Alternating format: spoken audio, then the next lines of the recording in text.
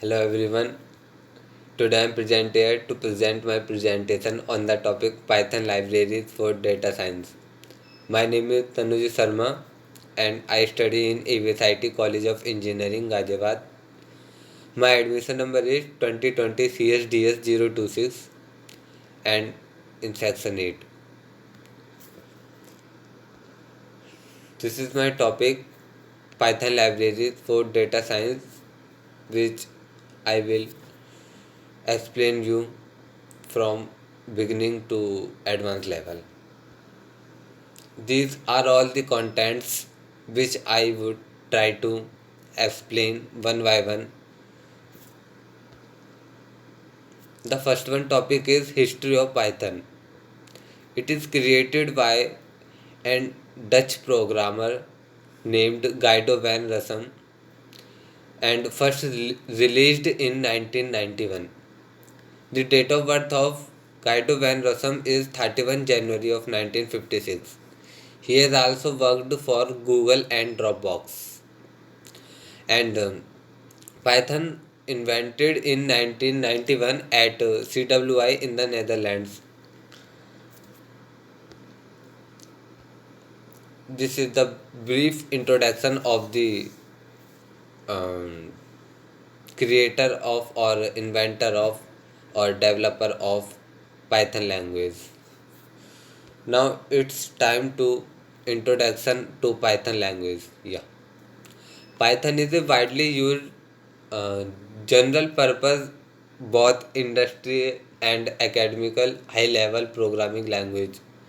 It combines the power of systems language such as C and Java with the ease and rapid development of scripting language such as Ruby.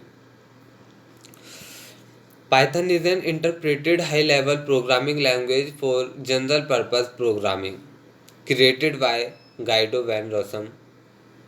Python has a design philosophy that emphasizes code readability, notably using significant white space.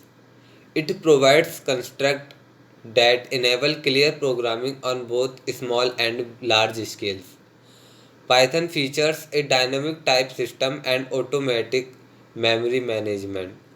It supports multiple programming paradigms, including object oriented, imperative, functional, and procedural, and has a large and comprehensive standard library. And Python interprets are available for many operating systems. C Python, the reference implementation of Python, is open source software and has a community based development model. As do nearly all of Python's other implementations, Python and C Python are managed by the non-profit of Python Software Foundation. Python has a simple ease to learn syntax, emphasizes readability, hence it reduces the cost of program maintenance. Also, Python supports modules and packages which encourage program modularity and code reuse. Python is the trending language of the year 2020, 2019, 2018, and it is very good language for those uh, who are by trying to hacking वगैरह because he is very fast language. Now the topic is what is data science. I will try to explain what is data science by some points. Data exploration and analysis, data visualization, classical machine learning, deep learning, data storage, and big data frameworks. Now, what is data science? Data science is the trending topic of the present time. After some time, India will become the second data scientist jobs persons after the USA, United States of America. The average salary of an data science people in India who has experienced less than 1 year is 1 lakh per year. Data science is just about as broad of a term as they come. It may be easiest to describe what it is by listing its more concrete components. The first one point is data exploration and analysis. It includes here pandas, numpy, scipy, and others. Second one is data visualization, a pretty self-explanatory name. It includes Matplotlib, Sevan, and others. Now, classical machine learning. Hmm. Conceptually, we could define this as any supervised or unsupervised learning task that is not deep learning. Scikit-learn is far and away the go-to tool for implementing classification, regression, clustering, and dimensionality reduction, while stats models is less actively developed but still has a number of useful features. It includes scikit-learn stats models. Second one is deep learning.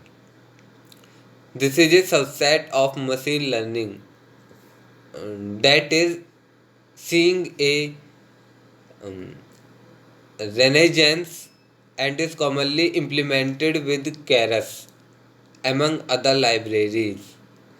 It has been monumental improvements over the last 5 years, such as AlexNet in 2012, which has which was the first design to incorporate consecutive convolutional layers. It includes Keras, TensorFlow, and others. Now the next one is data storage and big data frameworks.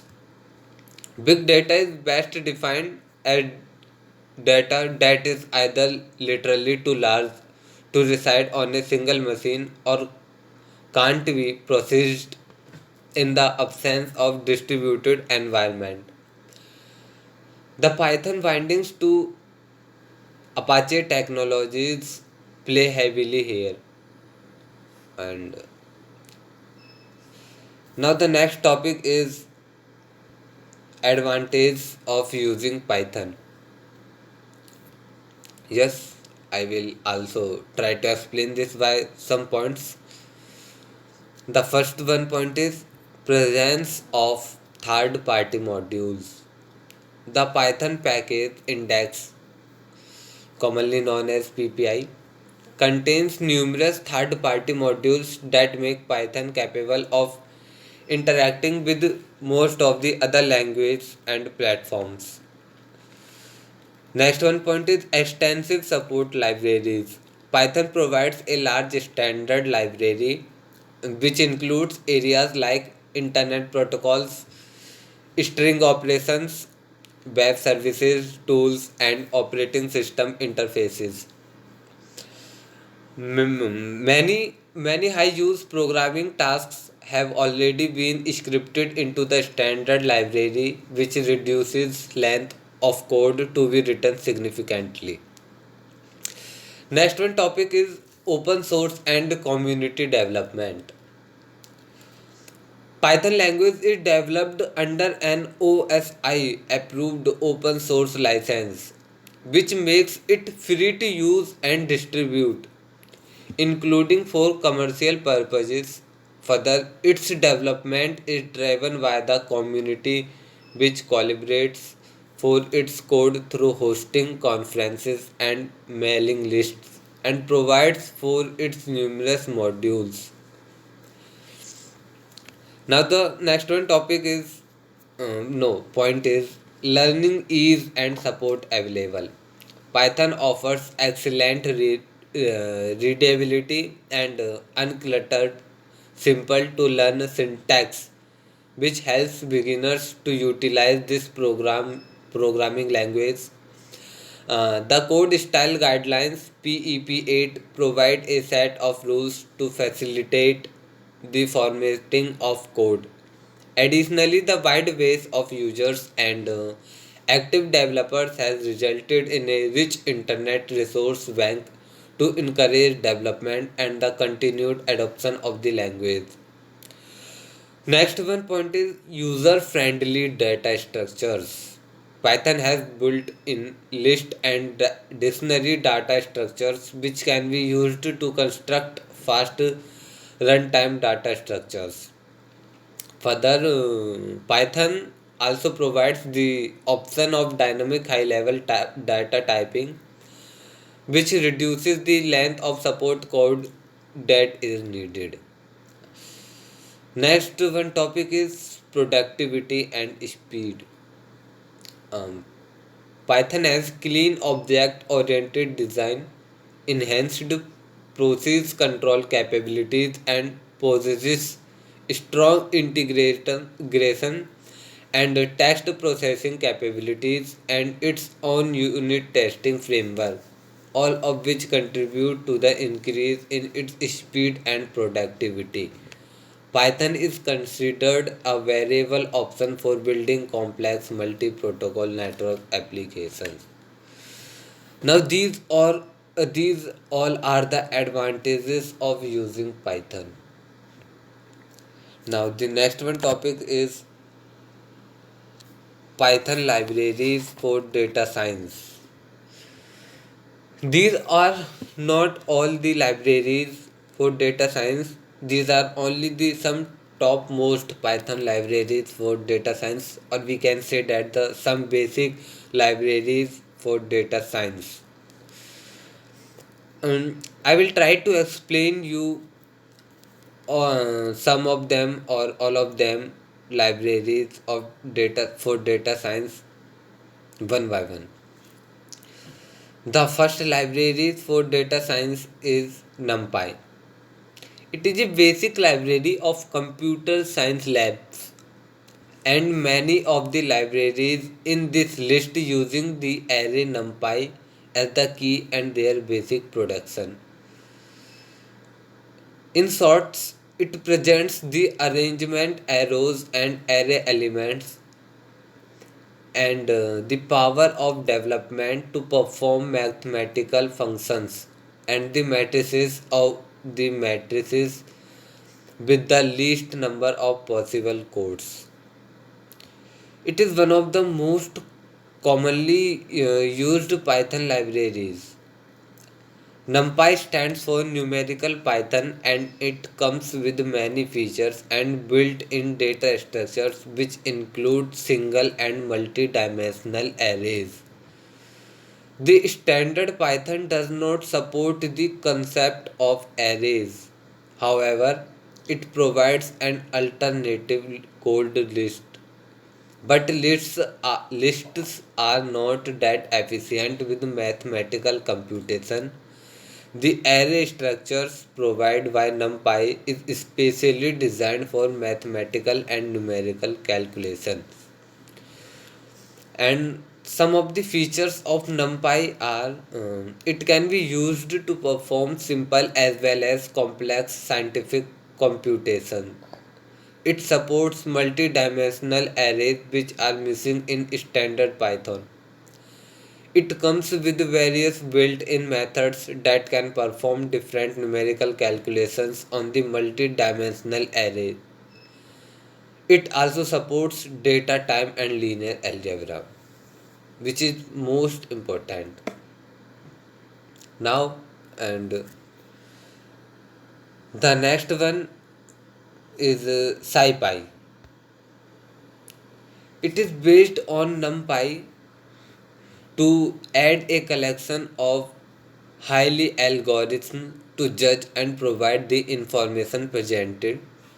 This package includes complex multitasking operations to solve different equations, simplifications, and more. SciPy is built using NumPy and some other numerical sub-packages. It is widely used when there is a stat need for statistical calculation. All the elements that are different using the NumPy library can be solved using SciPy. So it's often used to solve those mathematical calculations that NumPy could not.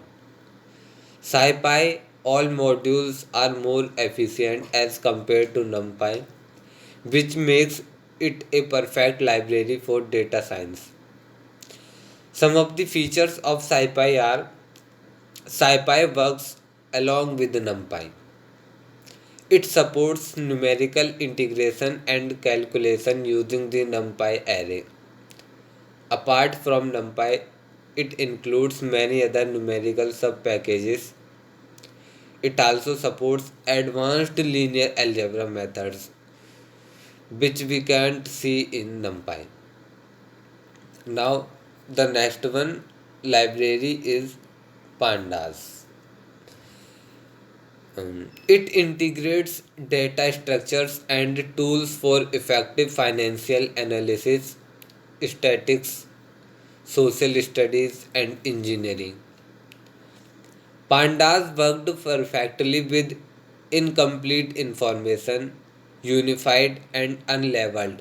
That is, what type of data is most likely to meet in the real world, and provides reserved, deleted, distributed and stereo formatting.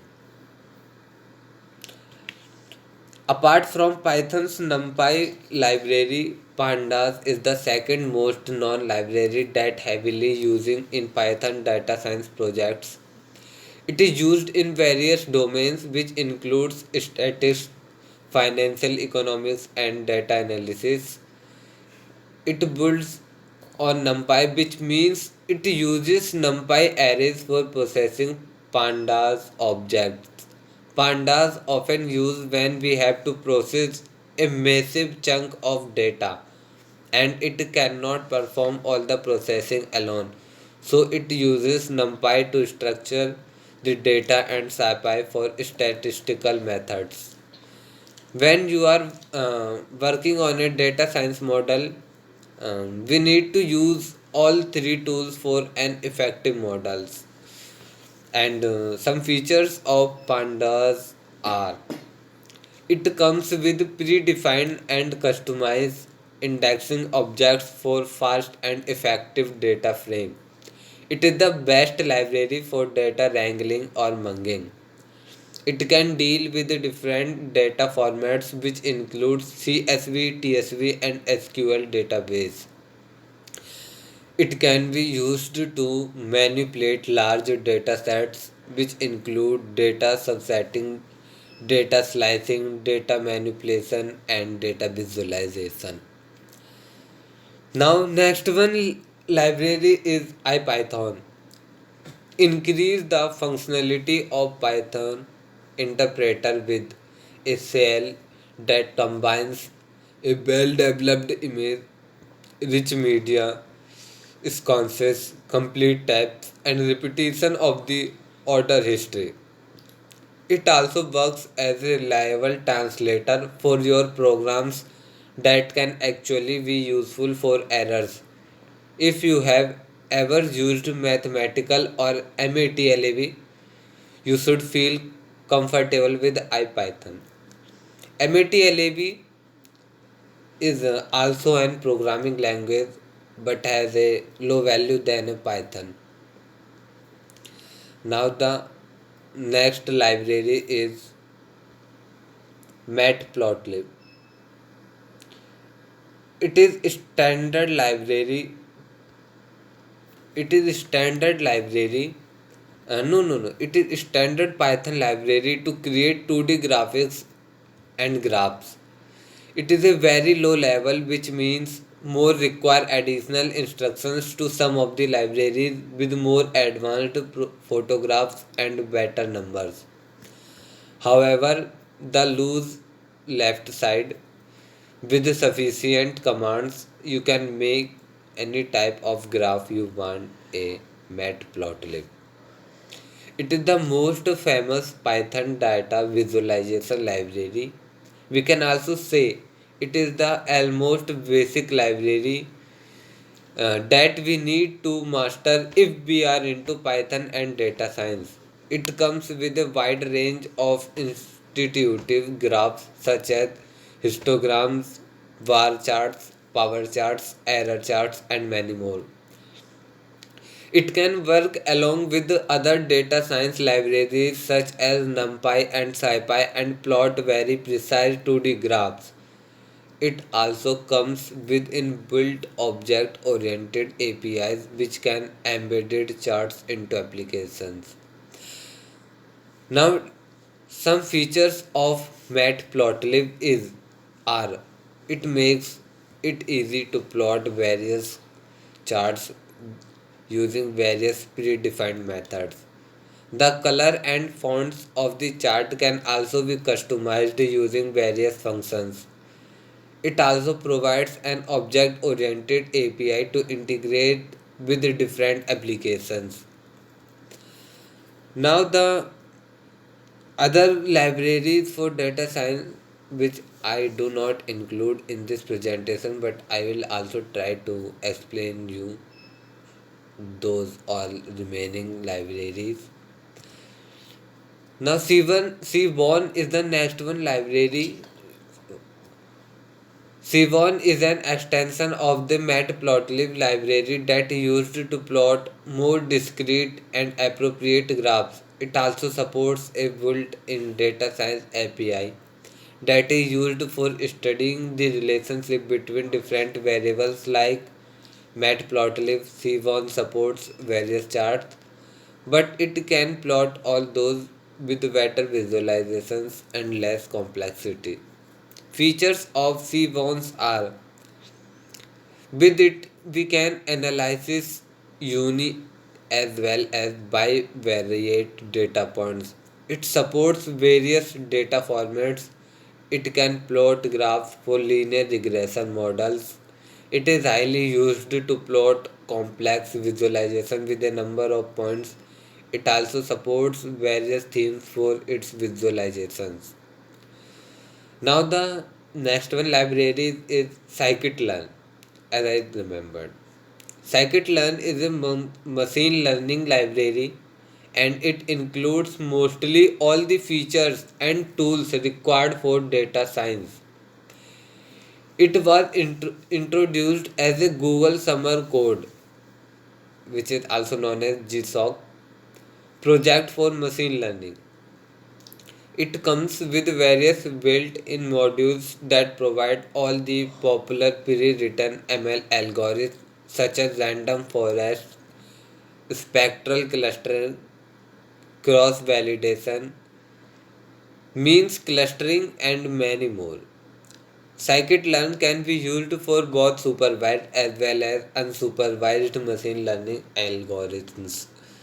And the features of scikit-learn are it supports spam detection and image recognition feature, support various regression algorithms.